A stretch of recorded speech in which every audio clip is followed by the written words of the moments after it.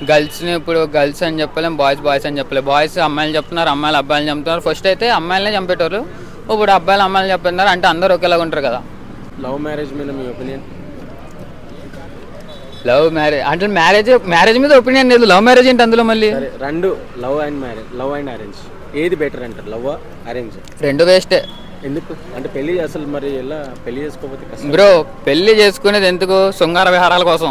దాని తప్ప ఇంకెందుకు పనికిరాదు. ఎందుకు? అది కూడా లైఫ్ టైం అవి ఆల్రెడీ బయట జరిగిపోతున్నాయి కదా, ఇంకెందుకు మనకి? తోడు కావాలి కదా, మన మంచి చెడు బాగోతాలు చూసి. తోడు కావాలంటే దొరుకుతారు బ్రో, పర్ఫెక్ట్ వాళ్ళు ఒకళ్ళు దొరుకుతారు. అప్పుడు దాకా వెయిట్ చేయండి.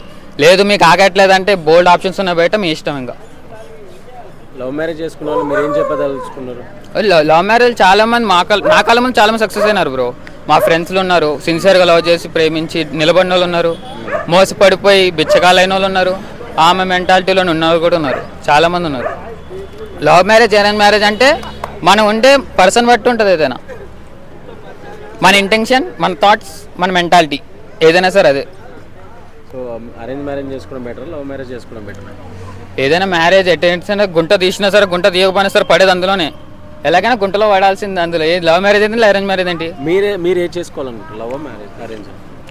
తలరాత చూద్దాం ఏం జరుగుతుందో. ఉందా బ్రో గర్ల్ ఫ్రెండ్ అంటే లేదు ప్రెసెంట్ అయితే. ప్రెసెంట్గా చిన్నప్పటి నుంచే లేదు, కానీ ఒక అమ్మాయి అంటే ఇష్టం అంతే.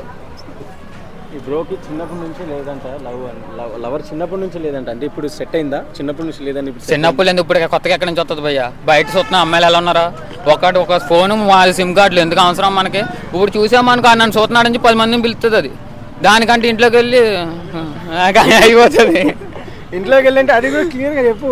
ఇంట్లోకి వెళ్ళి బొమ్మలు చూసి పడుకోండి చిన్నపిల్లల్లాగా, అది బెటరు.